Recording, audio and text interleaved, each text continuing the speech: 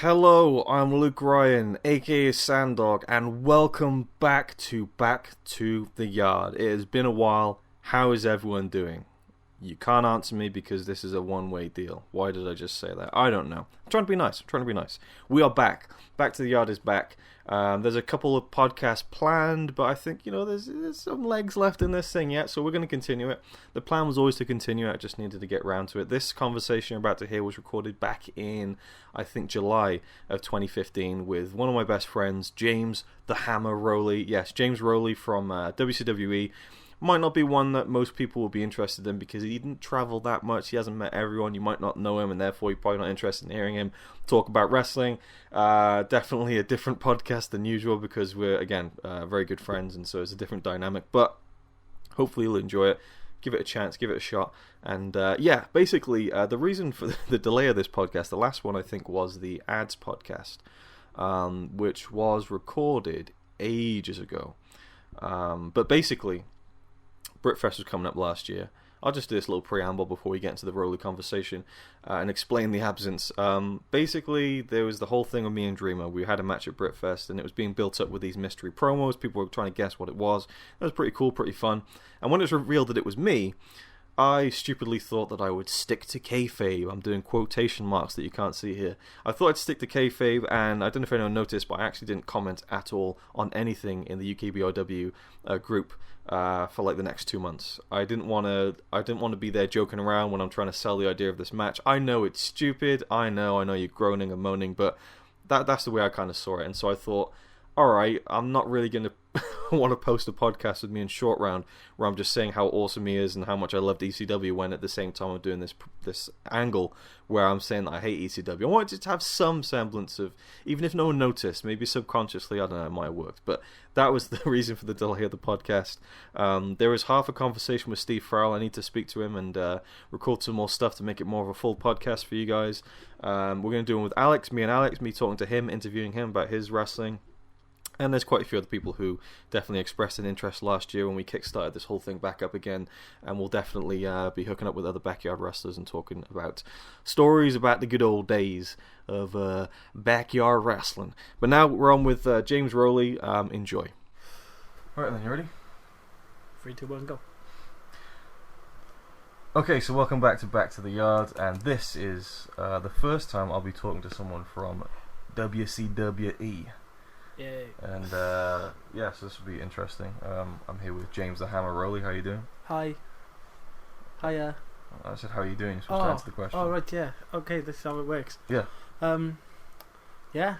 Doing alright, like. Good. Life. Yeah. So, I've actually known you for... Too long. Too long? Oh, I don't say too long. Since we were nippers. Yeah. So we went to like primary school together and stuff. Nursery? Huh? Nursery, possibly. I don't know. Did you used to go down Ivy Road? I can't remember nursery level. We used to do like those things. Remember we used to do those things down in nursery? Remember those drawings? You did UFO and I did Liverpool Football Club. Oh yeah. That's right. Yeah. Okay. You remember? Yeah. Fair enough. So yeah, way back when, and then I moved away to England for a few years. Fucked off. Yep. Fucked off. Booked it, packed it, fucked off. Packed it, left me alone. Yeah.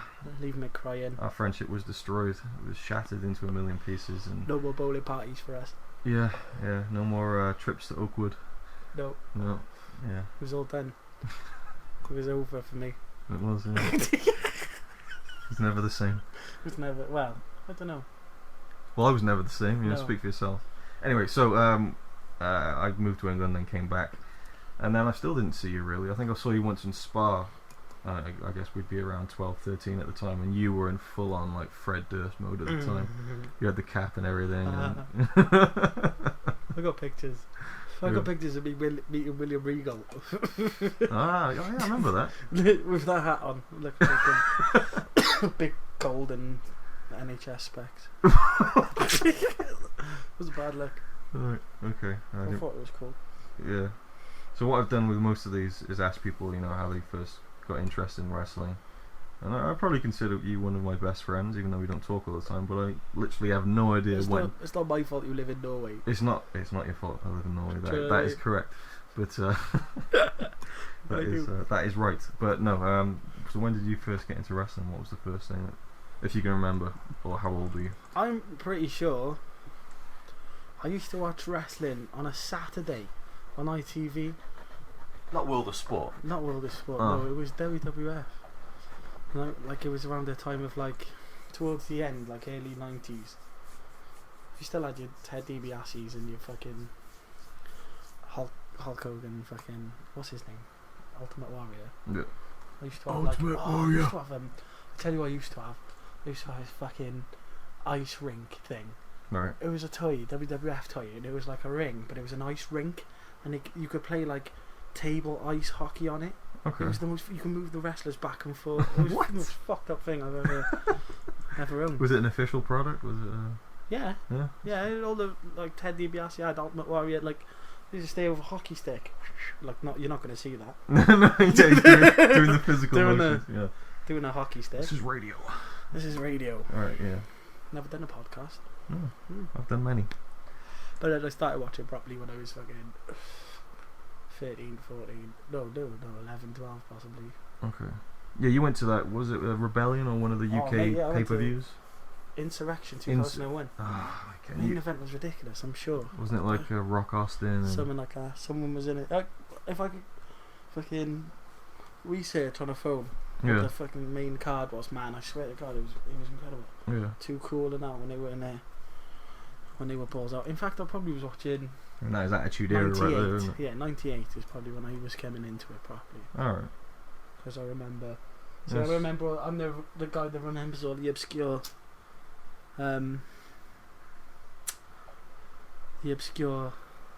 What's the word? Storylines and songs. The angles and stuff. Yeah, like Val Venus getting his penis cut off. I remember that, Remember that? See, yeah, like the Japanese guys stringing him up and so many the people light were like, cuts "This out. yeah," and like everyone was saying like that's not real. And then we were watching something over Dave's house, not so long back, and it was on there, and I was like, see, I told you, it was real. Yeah, I remember like the week before that they came out with like a salami on the top of the stage and they cut it in half. Just to give you a visual representation of what a penis getting chopped in half. And I'm pretty sure they were like, Val Venus a pee-pee, get chopped like that. That's not racist. No. What I just said wasn't racist. Of course it's not. It's not. We don't do racism on Back to the Yard, so no. Nothing to worry about. So when did you first meet the guys from WCWe and get involved with? Most of them from school. From school, yeah, because we both went to Albert Road together. All the boys went to Albert Road, really. Yeah, and then I was going to go to Stanwell, which was the kind of the seeded high school from Albert Road. But when I came back from England, they were like, "Well, you've already started high school, so we're not accepting you. Fuck off." Yeah, they assholes like that. So I didn't see you then, even when I came back, and it was after I finished high school, and I was in college, and I saw the fateful picture on the forum of all places. That's it. Which again is so weird. UKBYW, yo. Yeah, but it's so weird that there was a group of guys in Penarth, my hometown, who loved wrestling, who wrestled like I had done in England with my friends, and I didn't know about it for years, and it was only through the forum that I found out about it. That's crazy, isn't it? And then I was like, wow, there's a backyard fair in Penarth? And Rowley is fucking it. It blew my mind. It blew my mind that you were wrestling. I'd only been there once before you started. Yeah, you just started, I remember. Literally, like, Marshy. I remember meeting you on the bus, or just bumping into you on the bus. That's it. That was it. Talking about it. I remember go past the library stop. We were chatting. Yeah, that's right. Full swing. Yeah. I remember that. I was fucking, and you were like, I'm gonna go up there filming and doing some wrestling. Is that what yeah, do it. Is that what I sounded like? Oh, when we going up there and doing some filming and wrestling. I'm Blue Cross, back to the yard. That's what you were like, Ken. If only people knew you, eh? If only. Yeah. All these people you're talking to. They'll never know.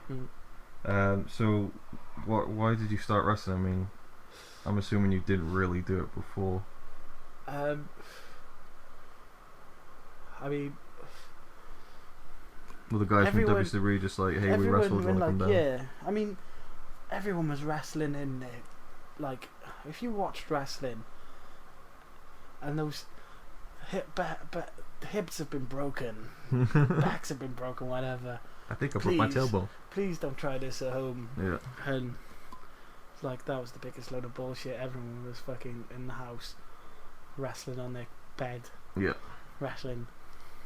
I mean, we've all wrestled the stuffed teddy bear, right? Or was that just me? No, definitely. Yeah. I hope so. I had it was a Looney Tunes what hot water bottle cover, and it was Sylvester the cat. It was awesome, man, because he had the arms and everything. You could hook him for suplexes. Sylvester got fucked up. Yeah, definitely. No, legit did as well. I had to. His arms were falling apart after all. But funnily enough, do you remember James Robleski? Yes.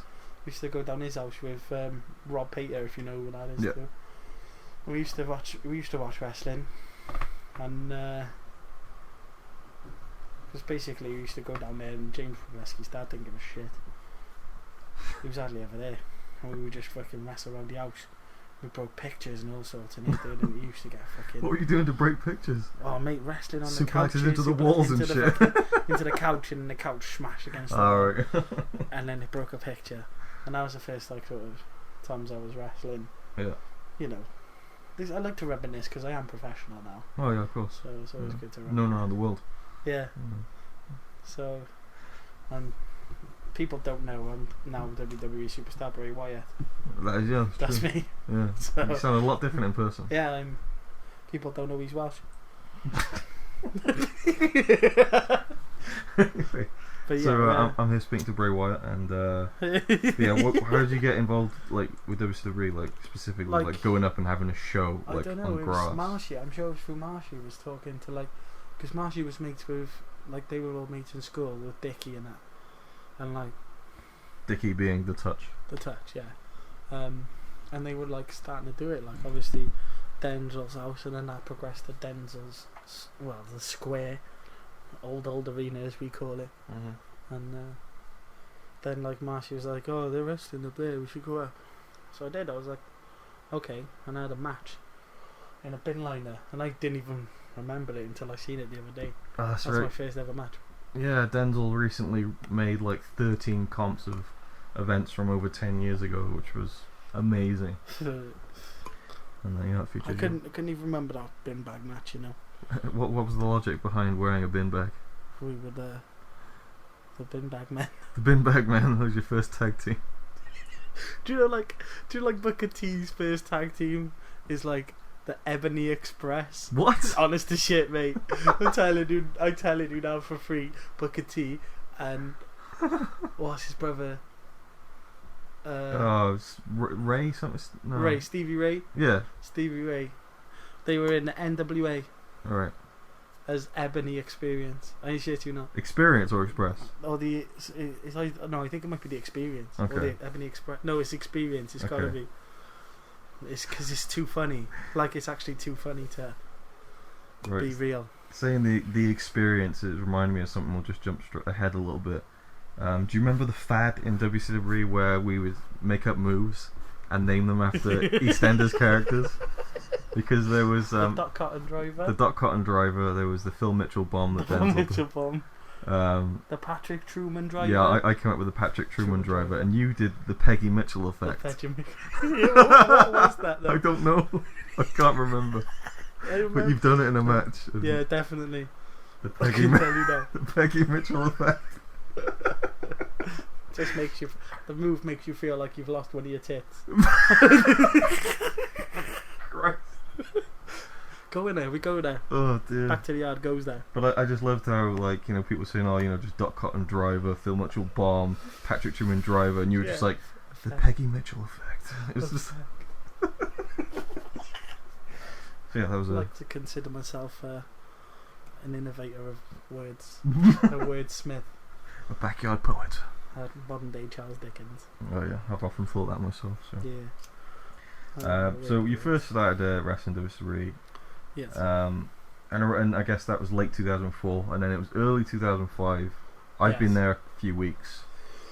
I joined in November 2004, but from January 2005, I think we had our most prolific period, where every Sunday we were up there wrestling. Every Sunday, sometimes even weekdays too. Yeah, we'd even do midweek shows, and we'd have like a crowd of like just like 20 people, just like random people who turned up. Oh my god, random birds and yeah, random people that people knew. Little kids. Little kids always little kids coming up, yeah. What are you doing over there? What are you doing? Jawa Rumble.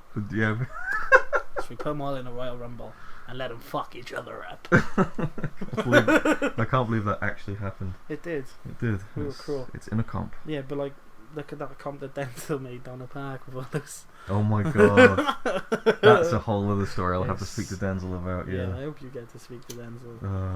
That'd be good. And if I don't, very briefly, we basically... Denzel, this was 2007, Denzel did a show down this park close to where, I mean, it's where WCWe used to wrestle in the early days, this park. Like a stone's throw. Yeah, and there was these young kids there, and Denzel decided to have a couple of matches with them. And it was mostly like fun stuff, but the ending was him giving this kid a Fire Thunder driver. Proper just compressed his spine, like, it's unbelievable. I don't know if that kid's right today, like, he could be about 22, 23. Yeah. He could be in a wheelchair, I don't even know. If you see someone in a limp with Panaf, it's probably him. There's a kid that goes, have you ever seen, do you know down by the Stamwell Score, do you know the churchyard? The churchyard, right. Yeah. There was a kid, like a disabled kid, that used to have like an electric wheelchair, that used to just do circles of like, through town, past Gentleman Gyms, down that way. Okay. And do circles. Maybe that's him. But we don't even know. Oh, God.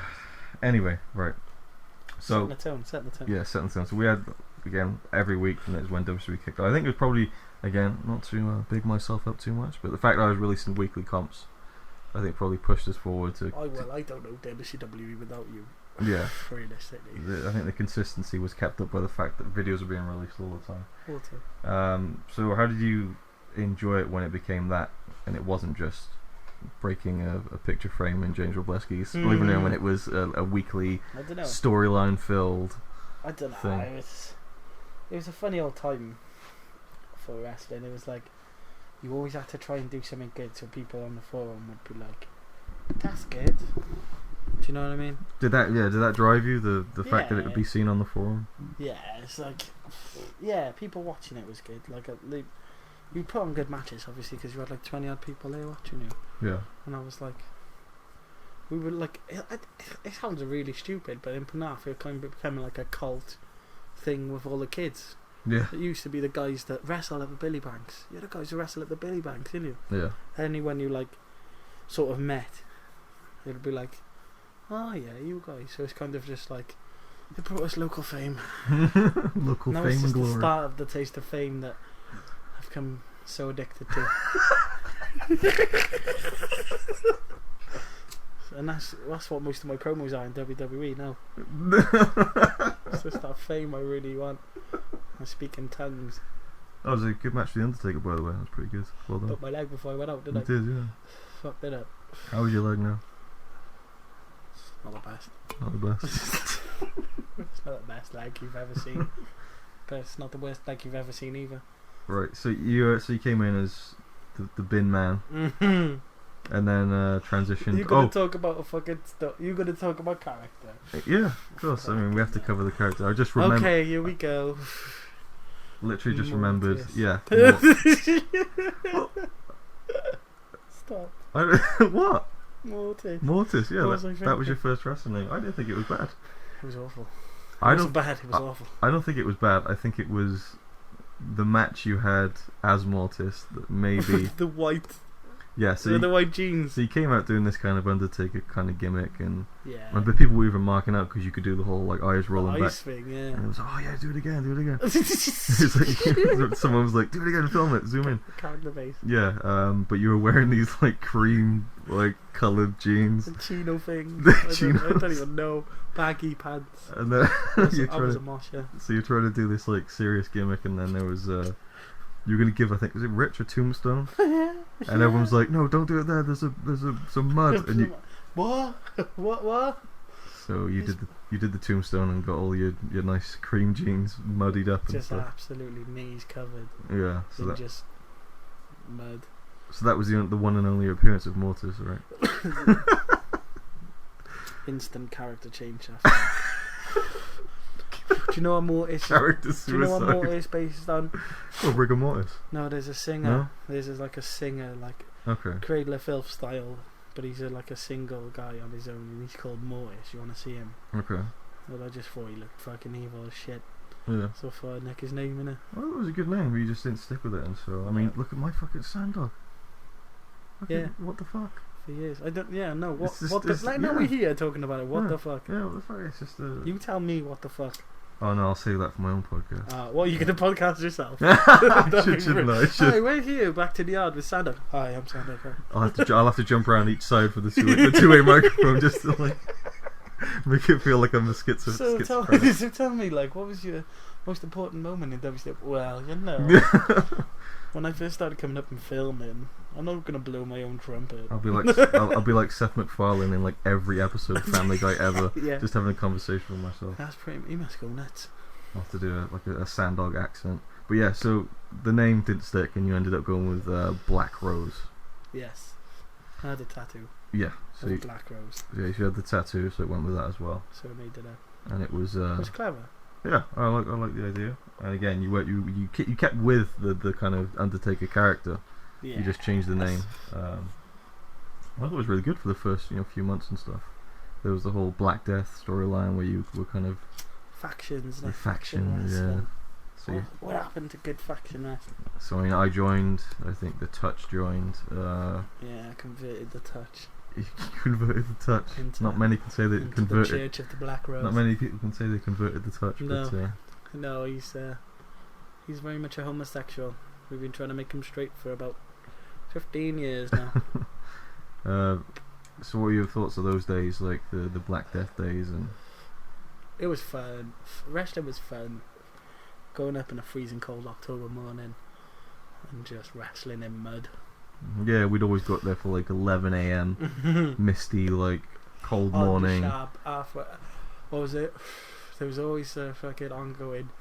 We would break at about 3-4 for Luke's, for Sandog's for Sandog's Sunday dinner. That's right. You always had Sunday dinner down my nan's. We're gonna take a break. I gotta go and have Sunday dinner down my nan's. Alright, back up at about 5. Yeah. Wrestle through to about 6-7. Yeah, well, it depended. I mean, usually Denzel would need to wrestle first at 11 a.m. and then literally run down the hill and disappear down to Tesco. He used to come up in his Tesco. Yeah, sometimes he'd just wrestle in his Tesco clothes and get them all muddy and didn't even give a shit. Jog down to work. And then everyone after the events would be like, "Oh, what are we gonna do? Let's go hang out, or let's go and watch the videos back." And yeah, the Touch was always freshening up. Yep, Rich. the Touch is a master of freshening up. Freshening up. That should have been. Sorry, guys, I'm gonna go and freshen up. That should have been his finisher. The freshen up. the freshening her up. And then he never come back out. That was never come back. So you're like, "Oh, we're gonna go and do this." Yeah. Oh yeah, that's safe. That's safe. I'll just go freshen up. Let's go freshen up. I'm glad I was in college at the time because I don't think I'd been able to go and hang out if I was in school. Yeah, that's a good point as well. Yeah. We started like. That's probably why we all had so much time to do it as well. Oh mate, when we had the time. It was kind of the cusp of you've left school, and you're either doing college or whatever, and you haven't quite got a full-time job yet. Stupid job, yeah. Yeah. Stupid job where you don't really give a shit because you're just a kid. Yeah. Like, you know how kids are in work these days. Same thing. So how did you find ground bumping and stuff like that? That was fine. I just perish at the thought now. You perish at the thought? Yeah, I'm like, turn into a hermit. Yeah. I did fucking wrestle on pure concrete mats at Luke's dad's studio. Yeah, the last ever WCWe show with everyone at the show was. It wouldn't be much different if we just went out the front and wrestled on concrete. Yeah, these old mats that he had from like the 80s that were just like rock solid. 80s? Yeah. Fucking 20, 30 years. Well, at least the 90s. At least the 90s. They were the mats that he used in his dojo up in the church across from where he lives. You know. Did he have a dojo? Yeah. Was he like? Do you have like American pants like Rex Kwando? Rex Kwando. Barrio Sensei. I just got images of your dad being like Rex Kwando now. Do you think I'm upset because I go home to Starler at night? Forget about it. Do you want to take a roundhouse kick to the face while I'm wearing these bad boys? We should do a movie podcast now. A movie podcast? Oh, right, yeah. Where we just chat shit about movies we enjoy. Yeah, we could do that for a long period. Well, that's something that, again, because we hadn't seen each other for about 10 years or something. Yeah. And then with the wrestling, we kind of became friends again, and we never became not friends. We just no, but we had no contact. This is before Facebook, you know. Literally, yeah. We just started hanging around again about the time when MySpace was just coming into. That's right, yeah, fruition. yeah. MySpace and Facebook. But yeah, I remember many nights just going around yours and just fucking watching Napoleon Dynamite on repeat until like 4 in the morning. When I had those recliner chairs. You had those reclining beds. Oh my god. Love them, bro. Rowley had 2 reclining beds, or was it like one double? Oh, my dad's old beds, man. Yeah, and so I'll never forget. Right, it was the morning after staying over yours. I'm lying there, and oh no, it was the night. It was the night before you went to sleep, and you pressed the button, and it was like, like slowly lifting yourself up. You grabbed the TV remote and you kind of turned the volume down, and then you lowered yourself down. But 10 seconds later, you're like, "Oh, I forgot to take my glasses off." You lifted yourself up, took your glasses off, put them on the side, and then. The worst part of that story is how long have I been wearing glasses? Why am I forgetting to take them off before I go to sleep? I've been doing it for like at least 10 years of my life. I remember Farrell telling me that one night you were like, "Oh yeah, you had like an Indian menu on the next next to the bed." And he was like, "Oh, we can have this for dinner tomorrow." Already planning ahead. Yeah, it was weird, man. I was trying to fucking compensate him because he's just so weird. He's so weird with food. He's just so specific with like he wouldn't, Mum would order Chinese food and he'd be like, he wouldn't eat anything like that. Oh right. Weird with food, but. Well, I guess we can jump to that. I mean, it was our first Interfed when Nature Calls. August 2005, and Farrell was coming down. No one else was. No. Which was the one that everyone showed up at? That was the next year, 2006. That was probably the biggest one we did. We had old BWF coming down. And which one did Selby and Johnson randomly turn up? Selby and John Johnson turned up at the first one. John Johnson. Yeah, it was so weird. Very random. They just kind of literally appeared out of nowhere, and Selby was like, "Nobody knew, why doesn't any of you fucking pricks turn your phones on?" or something like that. Yeah, that's it. Because they've been wandering around Penarth for like 3 hours trying to find the fact that they found the place is amazing. It is amazing. Yeah, they went down the beach. Oh, did so they had see to the walk car all the way up there, huh? Was the car park still there? Not that. Well, I don't know actually. Those legendary matches. Oh yeah, the old the origins of Sandog underneath the car park. Who's the man? Who's the man? Who's the man? Who's the man? Again, another story for another time. Yes. So when it calls, I don't know how it came about that you were gonna put Steve up, and you were I don't know. Somebody just said. But he stayed with you for like a full week because he stayed a few days on as well because he just loved Penarth so much. And so what was that like hosting Nature Boy? Nature Boy. Woo! Steve Farrell. Like, do you know what? Oh God. Jesus Christ. Oh, fuck. Oh, I find it my funniest Farrell moment is when he's chopping those fucking tyres.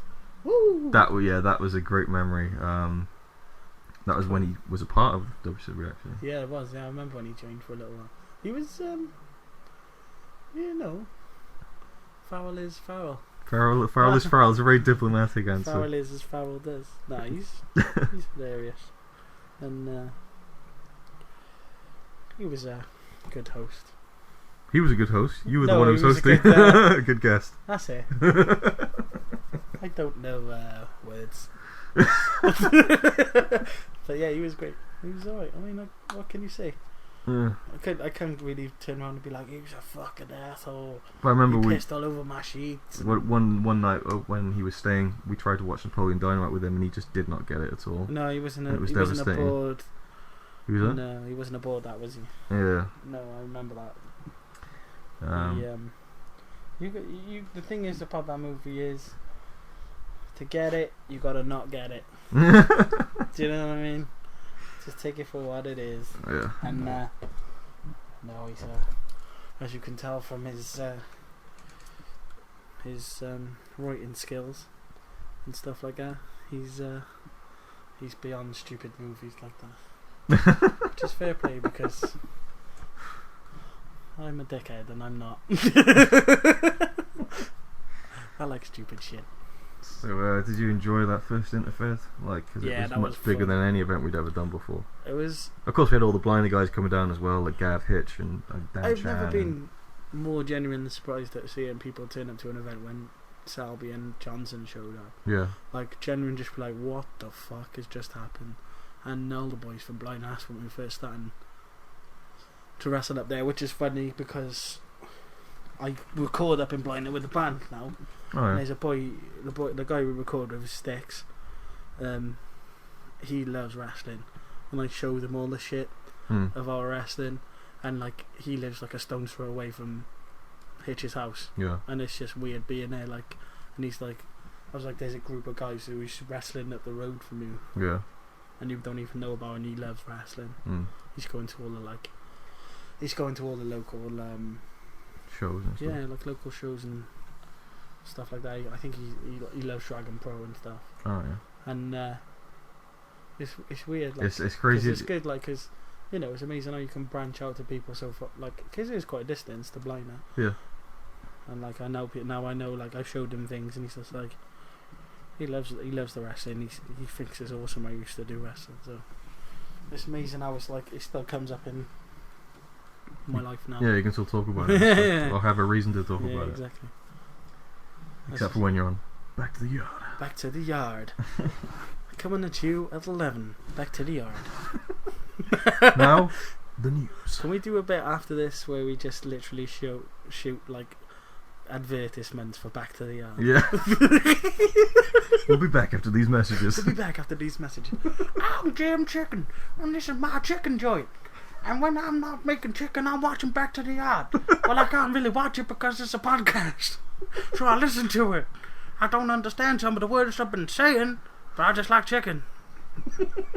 Back to the Yard is sponsored by Big Jim's Chicken Joint. Oh god. I have to get a Jack Lumber advert on there my as well. God, Jack and Lumber. John Mountain. I wrote that song. Have you still got that? Oh, I don't know, Access to somewhere, that song. somewhere, yeah. I think it's on my laptop. That's my laptop there. That was during our prolific period as a comedy The Wild Stallion. duo, the Wild Stallions. But, That's later on. yeah. We're not even close to that yet. No, we're not. We'll power through. But yeah, it's crazy now to think that's like Gav and Hitch are like probably just killing it on the indie scene right now. It's And- ridiculous. And we literally we rolled up in Blina in 2005, and we just thought We were like, they're kids. Like they were so small. They were like, They seemed like honestly. they seemed genuinely like excited and amazed that we were those guys from just down the road coming up to wrestle with them, because they were like, they are like a little bit younger than us. Yeah, about So- a year or two. But I mean, they just sit. I mean, maybe because my one of my snapshot memories. You know, sometimes you have just like Yeah, a memory of just one part of where you were at that time. yeah, It's always just looking down from the bus down at them yeah, waiting, yeah. and Yeah. maybe that just made him seem smaller. But also, I thought that Squire, was Gav's younger brother, I thought he was Hitch, and I was like, no I fucking way. distinctly remember, because I was set to wrestle Hitch, Yeah, being like, oh, which was Hitch? yeah. Which one's Hitch? I guess the only story I can tell you from that is the boy that once came up to me and was like, oh, you're Rowley, are you? Oh, I'm gonna wrestle you, that's cool. We'll do some of this and that. And now he's fucking rocking the indie scene, and I'm working for Tesco. So We'll do some of this and that and that. which one of us is living the dream? You are, Me, my friend. baby. You are.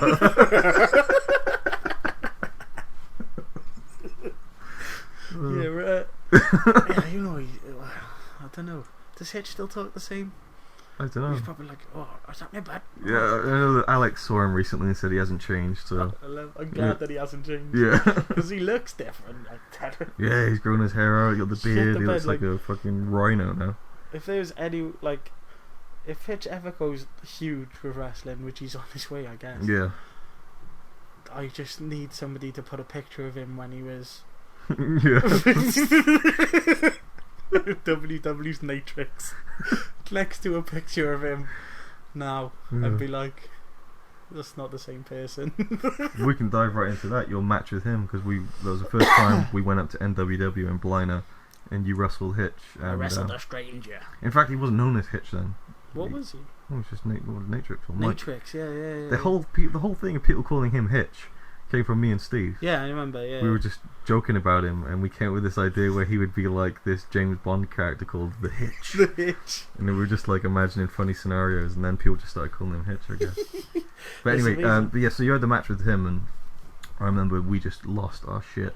Of course, they had this ring base that was like mattresses, pure mattresses.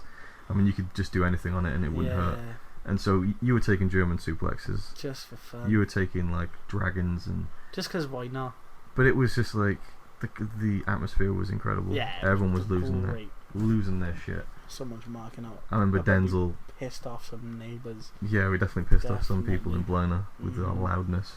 But Denzel didn't get to come to the first one, and so I remember he said he was watching the comp on a college computer without sound, and he still thought it just looked amazing, just the way everyone's reacting and stuff. It was amazing. Like people literally jumping.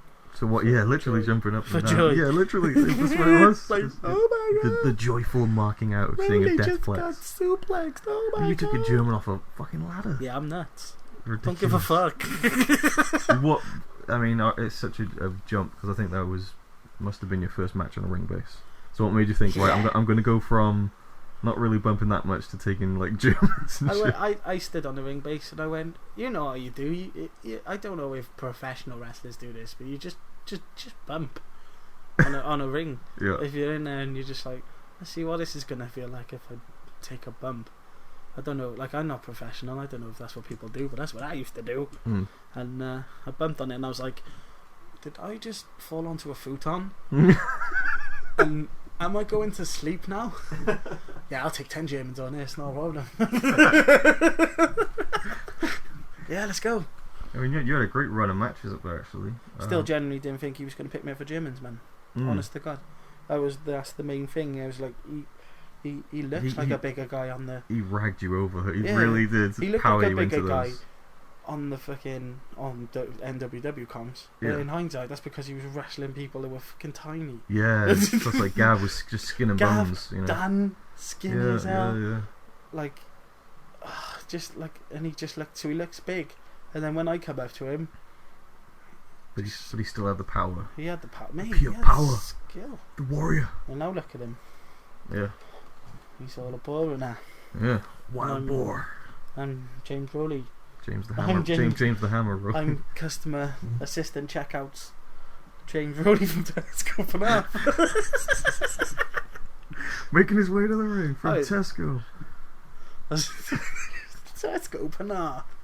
He is the customer assistant. For checkouts. Customer assistant. Customer assistant. Yeah, you had some great matches up there. Obviously, with the ring base, you could do a lot more. But I mean, yeah, it was the one that I loved was the 4th Interfed we did up at NWW. Yeah. With WCWe and NWW, it was you versus Denzel versus Natrix. And you know, Suplex City. Yeah, definitely. Yeah, we coined Suplex City before Brock Lesnar did. I mean, you took that. I mean, you just took like a snap suplex on the road. Yeah, I mean, what possessed you? I was in a period where I discovered I could jump over for suplexes.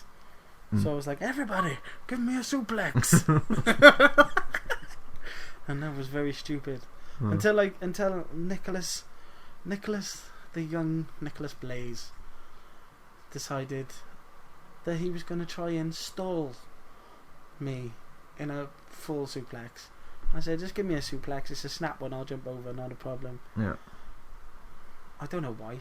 We were just doing it for fun. And he chapped me and he tried to hold me up for a little bit in a proper suplex and dropped me on my neck to basically what was a brain buster. When was that?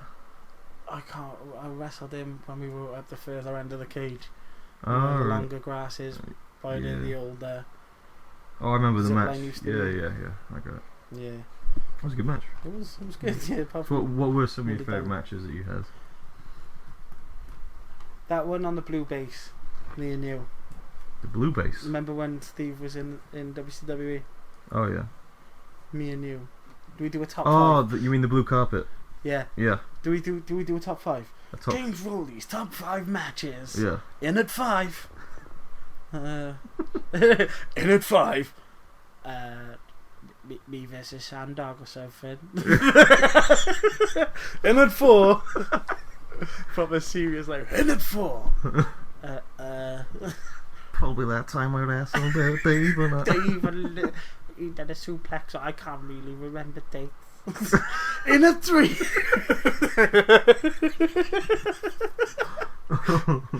Oh, mate, if we had the time to write comedy sketches, We probably fail. we'd probably not be any more famous than what we are now.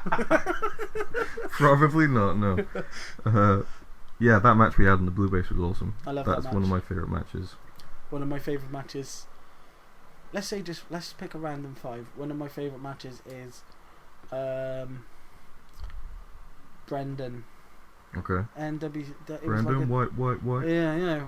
It was like on a base up there. They like changed the base by this point. It wasn't just bumping on carpet. And Yeah.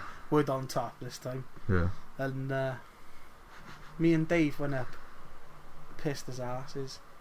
We were just like, yeah, let's go wrestle NWW 11 and 12 o'clock in the afternoon. We should roll up. And I wrestled Brendan. It was I can't think of what it's called. Like, I think it's just called NWW Show. Or I know something the like one. that. I know the one. Yeah, I have seen it. And like everything, like especially in the comp, everything just like slick. Take everything well. I give everything well. Yeah. Just like one of those ones I sit back and I go, yeah, that was good. What's that 2? Huh? What's that 2? Are we doing a top 5? Or some sort Well, of... it's up to you, sure. I guess first ever like proper match I was like scared about was that Tyrant match. Well, let's talk about that then. I mean, let's just go into the story of that. I mean, I remember that was 2005, right? Yeah. Yeah, and WCWe were going up to FUX. Was it Lethal Lottery? Lethal Lotto. Yeah, That and was the word. I was gonna go, and then didn't Denzel you? was like, "Oh, we're not going now." I was like, oh, "Okay then," and then you went anyway. I didn't know he'd done and, that. and I was good. But me, Rich, and Ben were over Ben's house, and we were talking about like, oh, how funny would it be if like Fozzy wrestled Tyrant or something like that. And then like you guys called, and it was a phone call from you at Ben's dad's, and you're like, "Oh yeah, just wrestled Tyrant." And we're like, You "What?" Must have thought I was joking. We did. We did. Yeah. And then you were like, "Yeah, I took a Mitchie off a pile of crates," and we were like, "Yeah." So we were just in Bam, gotcha. we were just in disbelief. But yeah. So you went to FUX. What was that like? It was fun. First time. Was it my first time travelling? Yeah, it must have been. When did we go to Manchester? That was after. Who remembers Manchester? We Yeah. never really talk about going up to Manchester. We'll get to that. That was awesome. Yeah, that was a great trip. I love that trip. But yeah, it was like FUX. Obviously, everyone listening to this will know that Crazy. Lethal Lotto was like a random draw of who you'd wrestle. And it's not, and it wasn't like, you know, obviously It was a shoot. it wasn't. Yeah, it wasn't predetermined, like, you know, Yeah. as the nature of the business, as is tradition. But it was. So you wrestled Tyrant, who was Yeah. pretty much the best wrestler in the UK at that point. Yeah, that's what like everyone was bumming Tyrant. So what was that like? It was crazy. Like I was like I think about it now and I think how ridiculous it is. Like I'm about to just wrestle someone random guy from England I've just met. Why am I like scared and worried? Like just because of a stature of a UK backyard wrestling forum. But like at the time it was my whole world. In a wrestling sense, it was like everyone was like. Everyone used to get pissed off if they got bad, feedy, and shit like that. That's another question I've asked pretty much everyone is, did you ever take it too seriously, do you reckon? No, I never took it too seriously. I did used to like, not let it worry me, but it was always just like, oh my god, we're gonna wrestle Tyrant. What was he like to plan with before the match? It was just like doing it with someone from WCWe. It was just like, let's do this, let's do that, blah blah blah. And I came in with some ideas. It was my idea to get Mitchie off the crate, to be fair. Yeah. Like, he was like, I was like, I think we must have talked about. He was in fact, all to him, one of my key moves I was doing in WCWe was the TKO. Mm-hmm. And he was the person, if you notice, I doubt if you notice, it depends who's listening. If you notice, like, the TKO always used to be stood still and spinning until I wrestled Tyrant, who taught me to step out in delivery. And he was the guy that was like, made me start doing it properly. So you can see TKOs post Tyrant, pre Tyrant and post Tyrant. Yeah. I was doing them properly. That's cool. And yeah, he was good. And I said to him, like, I think we must have talked about it, like, will you be able to pick me up for Mitchie and Big Boy, like? And he was like, oh, I don't know. I was like, I tell you what, if I like go up to the crates, you just come up and just sort of bring me down that way. I was like, yeah, that could work. I was like, yeah, that could work. Yeah. And I was it was fun. It was a fun match in the end. Like, I remember, like, we did a spot where he was going to do the cut off, and I was to block it, like, scoop him up into into a power bomb. Yeah. See how he liked my power bomb. I remember he watched the comp where he's like, power bomb's wicked. But somebody's tape who was filming it just halfway through that, we'd done it, and then we had to just stop because, like, the tape had run out. Those are the good the old glory days of backyard wrestling where, oh god, stop the match. The tapes ran out, and we had to do that spot again. So that was quite funny. But yeah, he was. Yeah, I heard you threw up during the match as well. His match? Yeah. I believe I did. Yeah. I can't think of his what match? It was. Yeah, I did. Yeah. I think about it. Yeah, I must have peeked off to the side of the ring. I think. Was that the excess of the weekend or? I don't know. It's the first time I'd ever been like, I'm gonna need to be sick, yeah. I can't think. It's the stiffest I'd ever been hit. Right, yeah. It's first start, but like, it wasn't that. Unless it was the shock of that, maybe. I don't know. Yeah. Unless he just like gave me a clothesline that jolted my stomach or something. Yeah, that's the thing. Like, when I went from WCWe to wrestling people outside of it, who were more integrated into the community, I did find that they wrestled a lot stiffer. Yeah, it was guys like Dave Veal, but that was the thing. John in particular, really stiff. So. Yeah, that's the thing, though, isn't it? That was the thing at the time. Like, it was cool to be stiff. Yeah. Joe was starting to come about, and like Danielson was still doing his stiff shit back in Ring of Honor when everyone was watching that shit. Yeah. So it was cool to be stiff. That's why people were doing it, I think. Yeah. I remember I wrestled SRF up in Blina, and it was like the light was going. There was about 7 people there. Yeah. And he just was stiffing the shit out of me. And I was like, calm down, man. Shane Back, calm down. Calm down. But then I guess there's difference of opinion. I mean, some guys just like to do it. I mean, he wanted to wrestle for the match and not for the comp, and I wanted to wrestle for the comp and not for the match. I think it's easier. Like, I learned, like, the thing is, if you've been stiffed and then when you get integrated into being stiffed, when it gets to an extent where like somebody starts not hitting you, you're like, make some contact. Yeah. You start to need to be stiff to sort of. That's true. To react. Yeah. And it's funny how that works out. It is funny. Yeah. But like I'm pretty sure I've been in a match with someone and I'm just like, just hit me. Yeah. Like, let me know that it's happened. I mean, when we'd wrestle, I hit you pretty hard sometimes. Oh. But I mean, you just gotta pick your spots, I think, when it comes to being stiff. Yeah. Yeah. And this is our conversation about being stiff. Stiff. Being stiff. Being stiff at 11. Sponsored by Stiff. Sponsored by Stiff. Sponsored by Big Jim's Rigid Stiff Viagra Pills. Big Jim's Rigid Stiff Viagra Pills. You hear that Austin said he's on Viagra now? Is he? Yeah. What, is he still with Deborah? Huh? Is he still with Deborah? No, he's got a different wife. But he was saying on his podcast how he takes Viagra and he's just like, yeah, but he's. I can fuck without it, but I fuck better with it. Yeah, okay, I get it. I hear this a better experience. I've tried it myself. Right, so from Viagra to Manchester.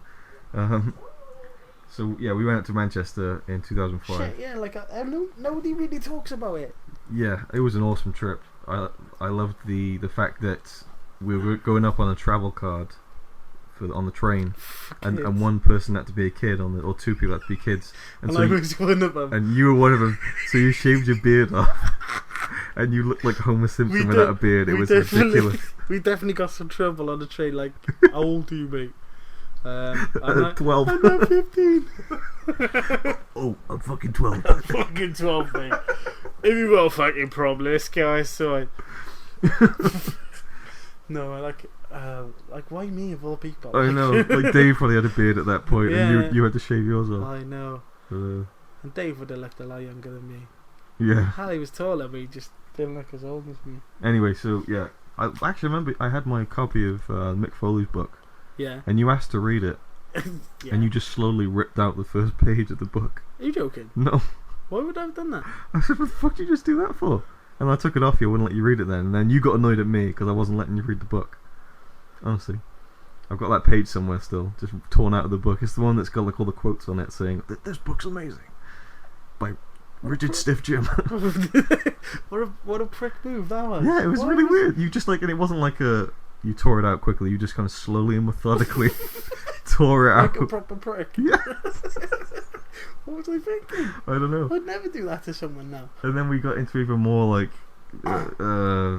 conflict with each other because when we got to the show, yeah, I bought this big massive bottle of chocolate Yazoo. I remember this. And this was, I guess Alex McConnell, he knew some guy called Big Mac, who his family had a farm. So the show, it was the backyard show too, took place inside this barn. Literally, we just wrestled on hay. The bar on hay.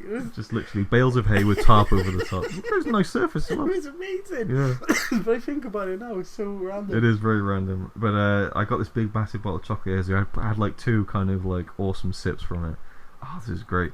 Put it down by the thing, and then you thought that I wasn't using it, and so you chucked it down the side of the barn. No. Yeah. And it just exploded in a bag like somewhere else in the farm. And sorry, Bill. That's alright. I've only just got over it, but it's taken years. If we ever got the comps from them. Yeah, the comps are up somewhere. Well, not Really? up, but they exist. They're out there in the internet somewhere. In the world. In the world. That's mad. That's mad. Like. Didn't we wrestle there? Yeah, we did. Yeah, I think wrestled. I had 3 matches. I think we were going to wrestle, and then I think Chris Goodwin wanted to wrestle as well, and so I ended up doing 3 matches. I remember being in a tag match of some sort. Oh yeah, it was like Team Hard versus Team Callum as a pussy. Yeah. Team Hard. That was a great interface. Lots of fun. All the Manchester guys are great. When was that? When does that fall in? That was it was after Northern Britfest 4, so I'd say November 2005, maybe December 2005. That's crazy. Yeah.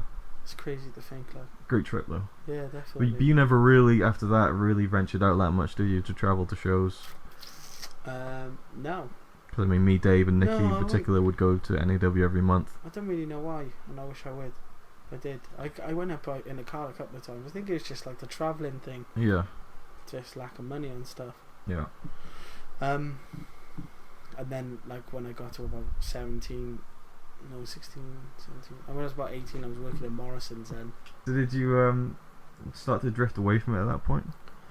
Well, no, because we did have like a little run in 2006 with WCWe. We came back. We basically took like a 6-month break. Early we don't really need to go into all the WWA stuff where we broke off from WCWA. Was that 2006? That was 2005. That was. Oh, a lot happened in 2005. A lot happened in 2005, yeah. But we had a 6-month break. We came back and we did like a run of shows with the ring base. Yeah, we did. Did When Nature Calls again with all BBWF. That was good. Yeah, that was awesome. That was fun. And then WCWE that was really the end of WCWE for a few years. Yeah. And then you didn't wrestle for many years then. No, I was off running the pub and stuff, wasn't I? That's right, yeah. That's what stopped me from doing anything. That was bad time. That's another story for another time. But like basically, I just was a recluse for a bit. Yeah. Because like I was running the pub all day, every day. Hmm. And like I didn't really get out much, so like I sort of you know, I just was in there for like about a year and a half. Mm. And like I didn't really do anything. Didn't see many people. So it was like before the days before people started getting cars and shit. Yeah. Everything changes when people get cars and start driving. Yeah. So like, yeah, that's basically how it was. And then in came back. 2009, WCWe came back and did another run of shows. A little run of shows in Marsh's backyard. In Marsh's backyard, yeah. Backyard Literal backyard wrestling for the first time in WCWe. Yeah. Although we did do one show in your back garden once. It was We did. A house show. Rowley's house show. Rowley's house show. That was great. We just decided to like I had chuck some a load of matches out and just do a random show. It was hilarious. And it was so much fun. We just did it completely off the cuff. And then I remember Nikki was like, "Okay, this is the card for the next 2 house shows," and we're like, "Oh." Yeah. No, that was like. It lost the fun. That spontaneity. Yeah, that's what it was meant to be. Really, it was just like I wasn't even in my like attire, so to speak. Yeah. I wasn't like we literally was just there, something to do, because we had nothing else to do. Yeah. And that's how it came about. Like, and it was fun. Fun as hell. So you came back, I mean, it was after you'd been running the pub in 2009, and you came to some of our first shows back, and then you started wrestling again. I did. So what was that like, coming back after so many years? Well, I guess it'd be about 2-3 years. It was weird, like, I've always, like, I always vouched that I could do the basics well, so, like, even if I, like, had been out of the whack for about 3 or 4 years, I still would have come back and been able to pull off a good suplex and a good scoop slam and a leg drop and shit. But like, I don't know, I was bigger then. It was harder to wrestle. Okay. It was weird. Like I'd put on so much weight. Yeah. And like you can tell the difference. Like I just didn't look good wrestling. Didn't really. I wasn't really trying like I would have if I felt like I was gonna look good on camera. Right. Like, it sounds quite vain, but like. No, of course not. Like at the time, I was just like doing it because like why not? We're back in, we're having fun. Yeah. I love wrestling. It's what we were always doing. So, but like like the fact that 2013, if like when I came back then, like. I know that's skipping forward a bit. Well, that's really it, really. I mean, let's say 2009. I mean, if we go from hierarchy, it's like 2009. The odd interfed again, and then it was nothing, was there? Yeah, 2013 we did our last proper show. Yeah. Indoors with those awful mats that my dad had from the 90s. I'm still hurting from them now. And you wrestled. And so, are you glad that you did that? That you came back and wrestled? Yeah, I was. Well, it was nice because we had like a little storyline building with me and Ben. I don't know why we build storylines anymore. There's no point. But like, it was fun. Like it was good to be wrestling. I felt like when I watched the comeback, I was actually genuinely excited and felt good about the match. Yeah, it was a good match. Like I was. But still, it was like considering I hadn't wrestled since 2009. Like I say, that was the jump back in. I was like, actually, I can still wrestle pretty decently. Yeah. I know I can always just jump in and do it, but like, I felt good about that match. Slow, very slow paced. It was only like a 10-minute match. It wasn't did like some stuff. That's it. Like it wasn't slow paced, but it wasn't very long. It wasn't very much a title match, but no, it was a good match. It was all my body could handle. Yeah. At that point, because I wasn't a young man anymore. I was 24 years old. Well, I'll always say 23 possibly. I'll always say that I think that you were very underrated in terms of the whole UKBLW community. Really? Yeah, I definitely would say that because, like, that's very nice. I mean, obviously, you know, you're a big guy. Yes. And the way that you could bump and like even like your leg drop, I love your leg drop. Just weird, such a. I don't get it. I don't get why it goes so weird. I tried to do it normal. Yeah, but it works as its own thing. Yeah, it's really cool. You get your leg perfectly straight. I always with a leg drop, I'm always worried I'm gonna go too far and sit in their face. So like, I always came from the top of the head and then swung my right leg out. Yeah. If you noticed, it was like that's how I would do it. So like the leg would be like just the main part of the weapon, which, like you say, in itself makes it a sort of its own thing. Yeah. But I mean, a lot of guys, like, you know, bigger guys who did backyard wrestling, a lot of times they would just be the powerhouse. They would slam people around, and if they would get a clothesline, they would just kind of like crumple. Their feet wouldn't leave the ground to bump, you know. That's it. Do you know but you could bump, and you could take suplexes and fucking take mitchies on ground and shit. And I think you had a good, a way of wrestling. When I wrestled you, thank you. it's like, surely you found that some people you wrestle, it just doesn't work, right? It just doesn't gel. But there's some people you wrestle who it does, and you can just kind of, like, whenever I wrestled you, we didn't need to plan that much, and that kind of chemistry was there and stuff, and yeah, you just knew how to work, basically. Yes. Like, it's rudimentary stuff. I would have thought if you were doing it professionally and stuff, it's like your basics. Like, I guess I always just I like to have a firm grasp of the basics and then go from there. So I guess it's like, yeah, I think that if you had stuck with it in terms of travelling and stuff, I think you would have. Maybe I might have had the drive myself to do it. But then I think that, I don't know, this is just my own take on it, but I think that you weren't as seriously into it as guys like me and Nicky and Dave. Was it? No. And I wish I'd like. Which isn't a bad thing. No. If I had though, I probably would have put some more effort into doing more things out, like outside of WCWe. yeah, know what I mean? Like, yeah, like going travelling and stuff. But like, I wish now I had more. Like, I was into it more then. Like I was into it, but I wasn't like.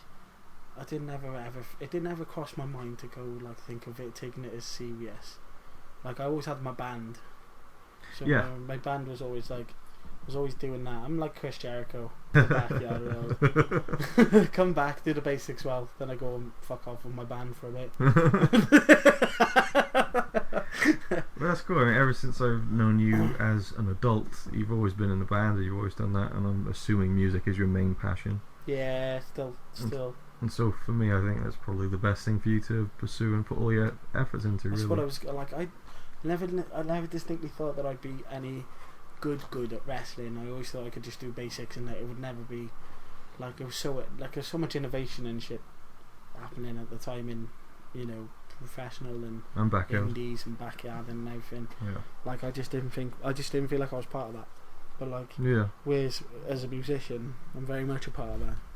So it was just that sort of thing where I felt like I could express myself more in music than I could in wrestling. So I guess that came first. But you know, I think I'm a bit old now to try and. I'd still have a odd match. Yeah. People are around and going, no, you are, come have a match. But I don't know what. Like, can you just have people now? Just like go, oh, let's do a backyard show and. Yeah, or do you have to be like sort of indie trained to an extent to have a match, or have wrestled on an indie show before? I don't know. Like, because you know, most people we know are putting it on for crowds and stuff now, aren't they? Yeah. So I don't really know. For me, I think backyard has had its day for us. For us, yeah. I think the last venture. I don't like to think of it negatively, and I'll always be there, like on the positive mind frame for a show if it ever came about. Yeah. But yeah, I mean, there's so much going on now. People working and stuff. Yeah.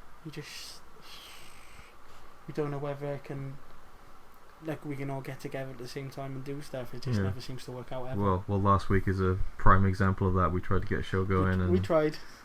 Well, there was a show. I rocked up about 6 o'clock. There was a show, but at least I was there. It wasn't much of a show. It was. And so I think it kind of. It was a match, and now I've seen stills of that match. I believe it happened. Oh yeah, that's right. We'll tell that story very briefly. We went to go to the old WCWe arena to have an event. Nicky had tried to book some hall or something. Oh, this was a shambles, basically. And I mean, he was telling me the other day, he's like, "Well, the thing was organised terribly to start with," and I'm like, "Yeah, and you were organising it." It was you. I love Nicky with all my heart, but when he says things, he's gonna do it. He used to tell me in work about 10 different things a day that he was gonna try and start doing. Yeah, that's Nicky. So in the end, it was just me and Denzel having a match, and the only person there was Rich, who filmed the match. But I like that. It was a kind of a nice bookend to it all. Yeah, I guess so, because it's like it was how it started. 2 of the core members, and we didn't really go for a serious match. We were just like, walking around doing spots like yeah, all days. yeah. It was like a proper old school. Just let's do some moves and get on a comp. Was it even as bad as like if you were going to do a off a wall sort of elbow drop, which I've heard happened? Yeah. Where you literally stand in front of the wall and go, right, film now, and it's like, I'm on the floor. Do you know those, like, to set up a spot, all it would be was just a club to the back of the head. I'm on the floor, perfect position for an elbow drop. That is exactly what happened. I just gave that Denzel a weak elbow, and he kind of like, I love it, gently put himself into position. It's beautiful. It's a beautiful thing.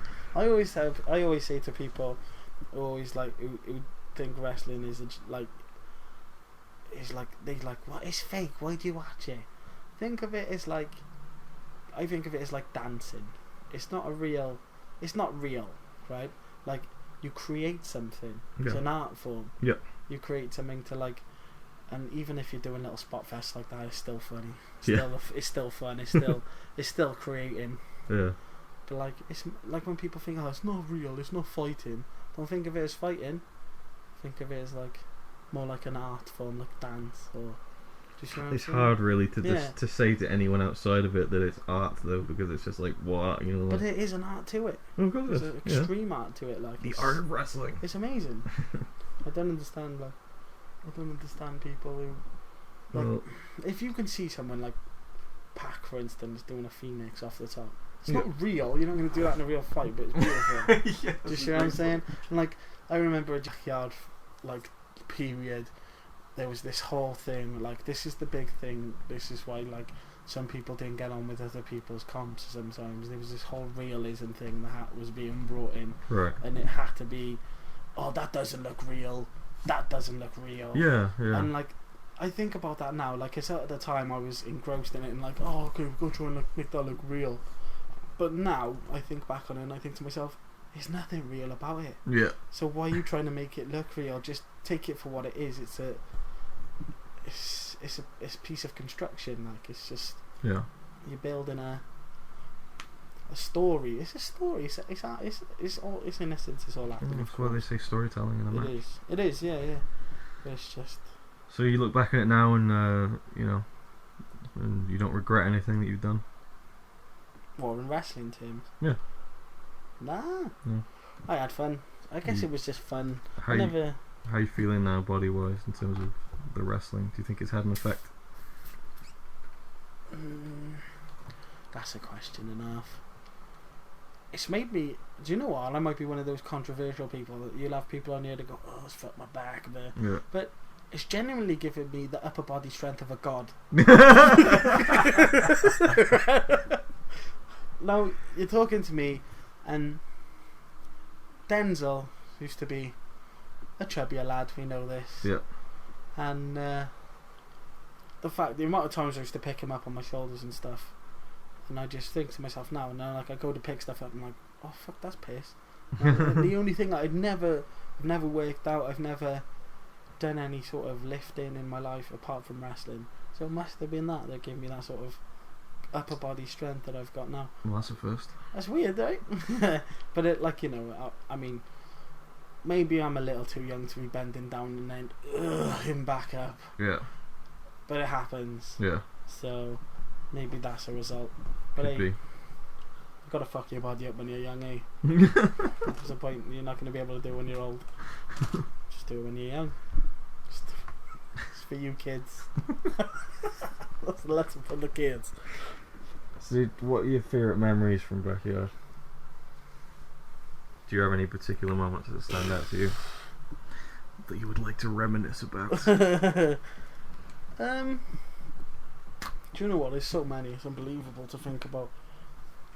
Like, just that picking sort of times. I guess. I guess that. Just. I really can't. Do you know, like, it's like when you ask one of those questions that, like, you've done like 1,000 times and 1,000 things, like maybe even well over 1,000 things, and you go pick those times that you just genuinely had a good time. like you can distinctly remember. Well, if there's a lot to pick from, it's probably a good thing. Yeah, that's it. That's, I guess, because like you start picking things like there's like Rockstar comes to mind. He always used to cheer me up. Yeah. Fucking Rockstar, Genuinely one of the nicest people you'll ever meet. Yeah, and that first ever line he ever come out with about his trolley. There was a gimmick where he had the trolley. Yeah, it was the first When Nature Calls, and there was a trolley at the arena, and so Louis decided to sit in it. The Rockstar decided to sit in it, and people were like pushing him around in it. And he's a big guy. To Steve Farrell's amusement. And Steve Farrell found it so hilarious that beyond hilarious, the trolley became synonymous with the Rockstar. And then he did a promo on the second day where he was talking about his love for the trolley, because it was on Farrell World. It was, well. yeah. One of the funniest promos you'll ever see. One of the funniest Farrell Worlds you'll probably see too, to be honest. And yeah, I know the line you're thinking of. Yeah, I see the I rock and the trolley rolls. That's why we got such a strong connection. That's it. I rock and the trolley rolls. And everyone just huge like, markup. Yes. Huge. Like genuinely one of those piece of geniuses. And of course the first day of When Nature Calls, you wrestled him for the trolley. And I won. Yeah. And then you walked off with his leather jacket and shades. that picture, it's brilliant. Looking like an 80s rock star. It looks hilarious, doesn't it? I still laugh at myself on that. I think that's the key to comedy, you see, is laughing at yourself. If you find yourself funny, then it doesn't matter what else is funny. But no, I guess obviously the Damo Triangle. Oh my god. Pyramid of Doom, sorry. Yes. Oh my god. A blockhead trying to When traverse. When Nature Calls 2006. Beautiful. WCWe's blockhead trying to traverse a human pyramid which collapsed beneath his feet, leaving him soaring through the air like a majestic eagle. Oh my god. Arms outstretched and just landing straight on his face. He literally goes off in the most comedic sort of like that. Like you can't see that. No, but it's basically like a crossbody. Yeah, to the side. It was amazing. I'm trying to think like a goalkeeper, do you know, like a goalkeeper trying to save a goal and just failing miserably. Yeah, that's exactly what it was. He goes off and it's hilarious. It's just unbelievable. I don't know. Do these podcasts go on YouTube? No. Do you do little videos of them or no? No, well there will be videos on the page on the website. Yeah, you can link a page. Yeah, I'll link the Pyramid of Doom. I think everyone's seen. There's video footage. Yeah. Video footage. Well, me and you had many matches. We had like a series. Yeah, and, we would like all sorts 4 or 5. Yeah, 5 or 6 matches. Was it? Yeah. 4 or 5, 5 or 6. Well, actually, it was 5 or 6. It was like 10 or 11. Closer to 8 or 9, actually. It was like 12 or 100 matches. It was between 12 and 800 matches.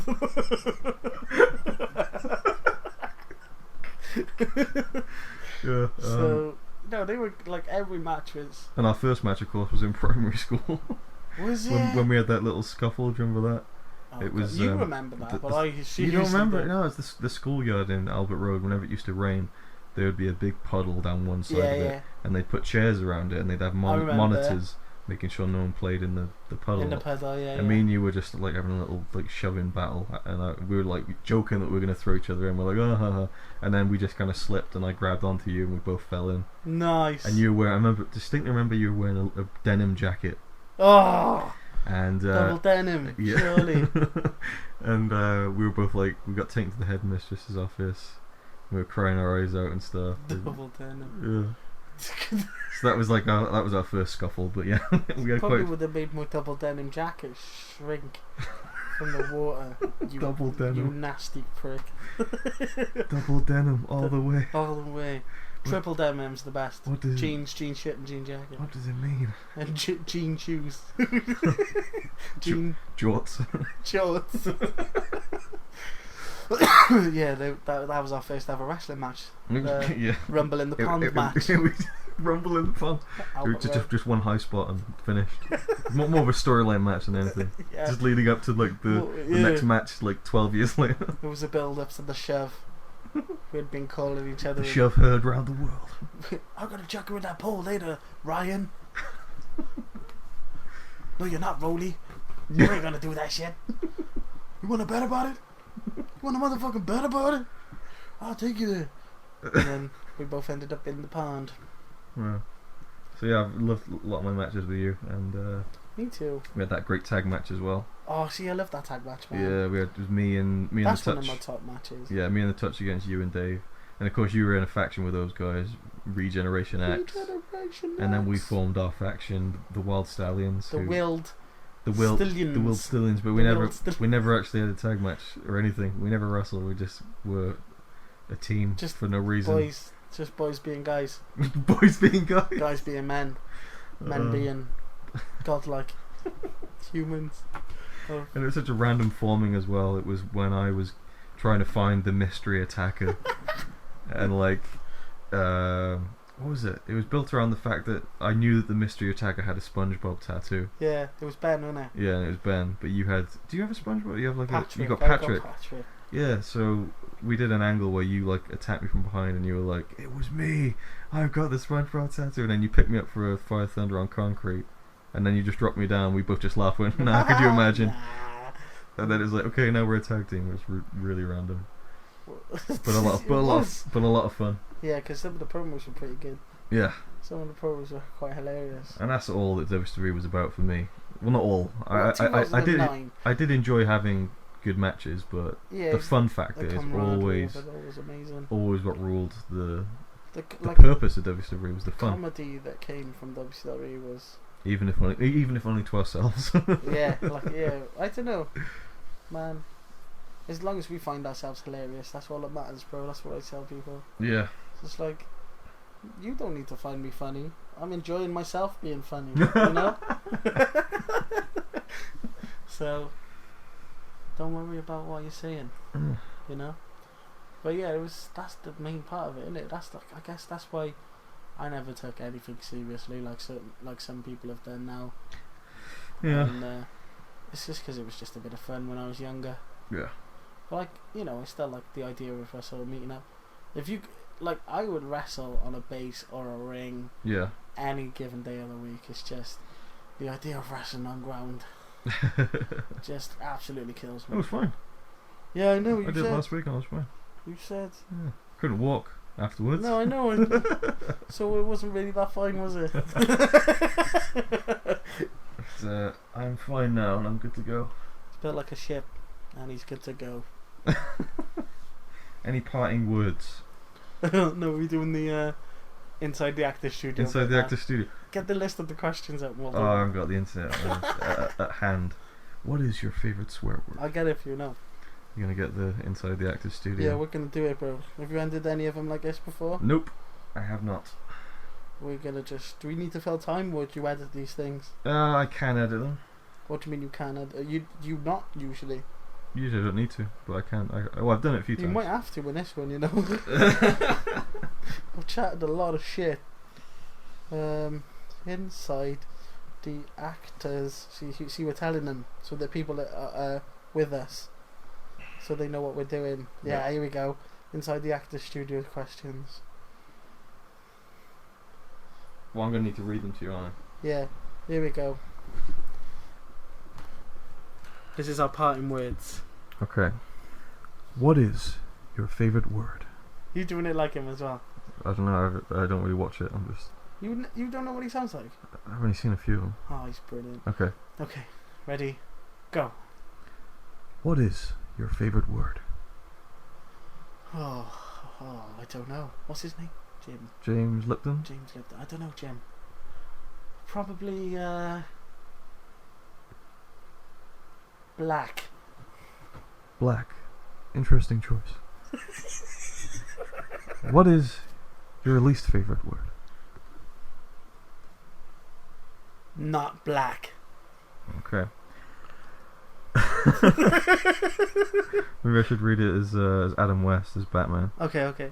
I'm in. Sounds similar. What turns you on creatively, spiritually, or emotionally, old chum? Intercourse. That also turns me on. Holy smokes, Batman. But what turns you off? How can I take that seriously? But what turns you off? Having AIDS. or the idea of getting AIDS? I would say the idea is probably more of a... Yeah. Anyway, moving swiftly on. What is your favourite curse word? Cunt. Can you say cunt? Yes. What sound or noise do you love? I guess the sound I love is... It's a simple sound. You're laying in your bed. You feel a little pain in your stomach. You need the toilet. You run up the stairs as fast as you can. You pull down your trousers and you sit on the toilet. And the sound of that. The sound of the excrement leaving your the body. Excrement. It's like if 20 people chucked rocks in a river.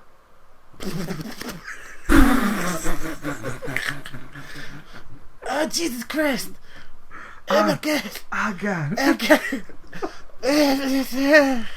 Imagine like Farrell on the toilet. He's like cutting a promo on his shit. You're leaving the nature pile. Wine and dining. Profiling. Pants around my ankles. It's like a mixture of Nate. It's like the mixture of Nate and The Rock, innit? Yeah. What sound or noise do you hate? Foxes. No, cats having a fight. Okay. What profession? Like that. Do you know what I mean? Yeah, what profession other than your own would you like to attempt? Oh wow, that's a question. I mean, answer it legit. Answer this one legit. What job? Living the dream as a customer checkout advisor in Tesco. I know, but if you weren't doing that do you know what I mean? amazing dream job, I'd be a musician. Okay. If I could. What profession would you not like to do? Like being in a Chinese sweatshop Okay. as a kid. Okay.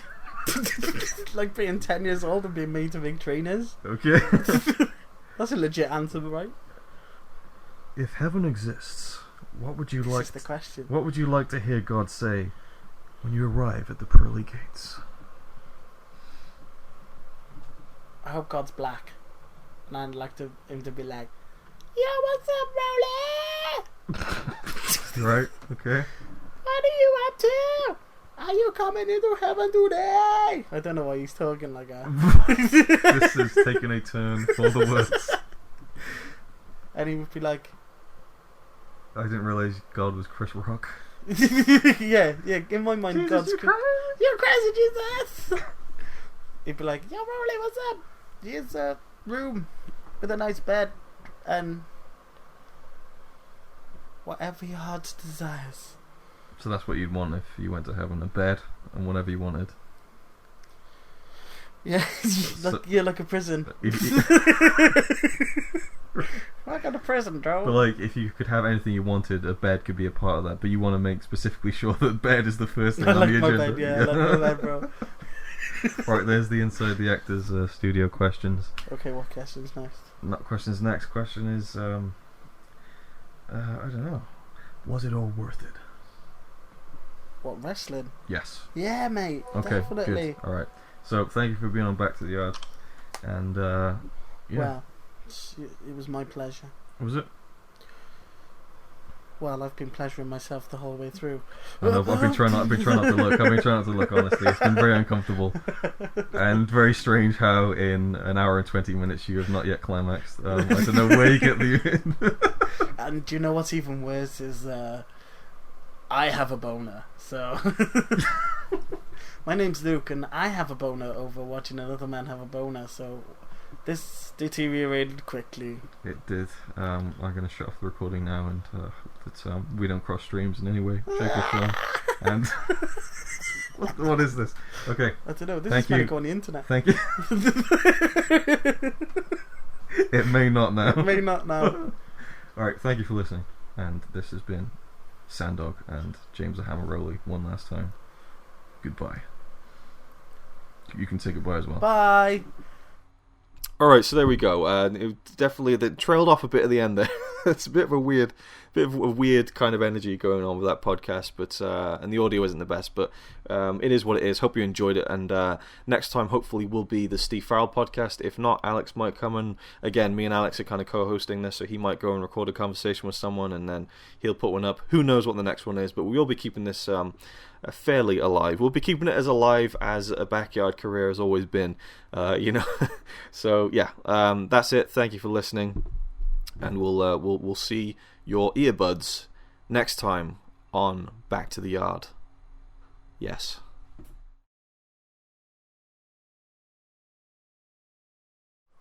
Should we do the song? The song? The song. What's the song? When you're doing a